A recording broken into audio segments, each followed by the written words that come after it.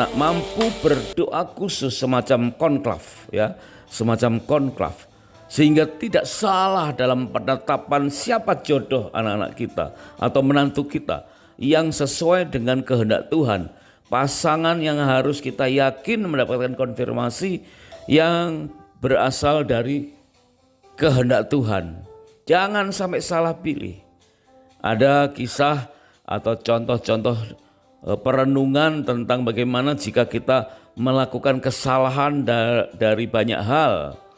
Ya, misalkan mungkin kita melakukan kesalahan dalam memasak pada hari ini, atau keasinan atau kesalahan yang lain. Mungkin kita ya harus rela untuk mengeluarkan biaya ekstra. Mungkin kerugiannya hanya sekitar 20 sampai 50 ribu saja, atau mungkin 100 ribu lah paling besar.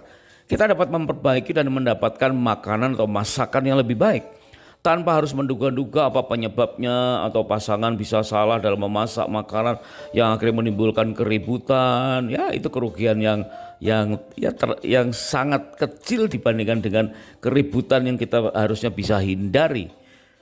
Tetapi mungkin ada di antara kita yang salah waktu potong rambut, ya, atau pergi ke barber atau salon untuk potong rambut.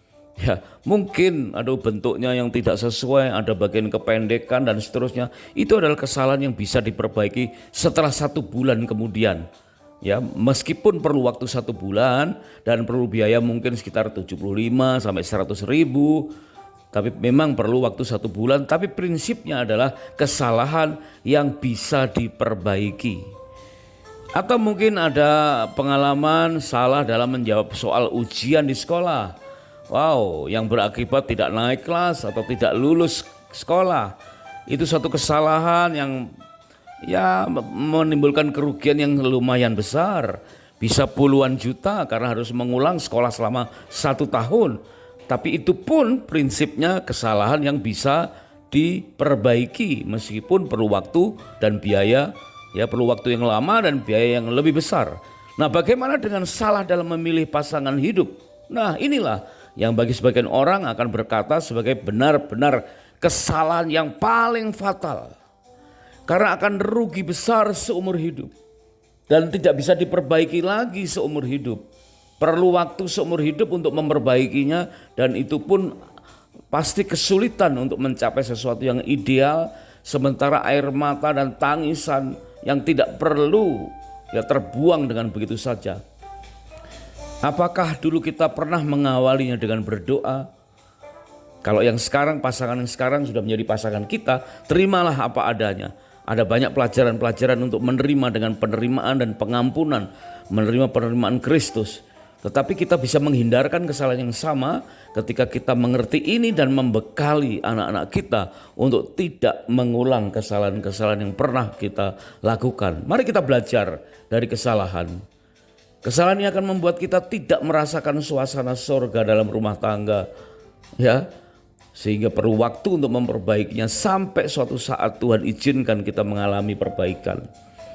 Yesaya 55 ayat yang ke-8 sampai dengan 13. Firman Tuhan berkata, sebab rancanganku bukanlah rancanganmu dan jalanmu bukanlah jalanku. Seperti tingginya langit dari bumi, demikianlah tingginya jalanku dari jalanmu dan rancanganku dari rancanganmu. Memberikan benih kepada penabur dan makanan atau roti kepada orang-orang yang mau makan. Sebagai ganti semak duri akan tumbuh pohon sanobar, dan sebagai ganti kecubung akan tumbuh pohon murat. Hal itu akan terjadi sebagai kemasyuran bagi Tuhan. Amin. Tidak ada yang mustahil. Meskipun kita pernah salah, tetapi hari ini ada kabar baik bahwa Tuhan memberikan rancangan yang terbaik. Kita bisa kembali dalam pertobatan kita dan menghindarkan kesalahan itu dalam kehidupan keluarga atau anak-anak kita. Berpikirlah positif bahwa rancangan kita bukanlah rancangan Tuhan, sebab jalan Tuhan bukanlah jalan kita. Itulah persiapan hati yang harus kita kerjakan saat ini ketika kita sedang mengadakan honeymoon yang kedua. Saat ini kita sudah dalam keadaan menikah. Bagi suami istri yang mengadakan honeymoon atau bulan madu, ya, sedangkan kita dihadapkan pada beberapa kejadian yang membuat kita seolah-olah sedang mempertanyakan kembali tentang saat pengambilan keputusan menikah yang lalu atau keputusan-keputusan yang lalu.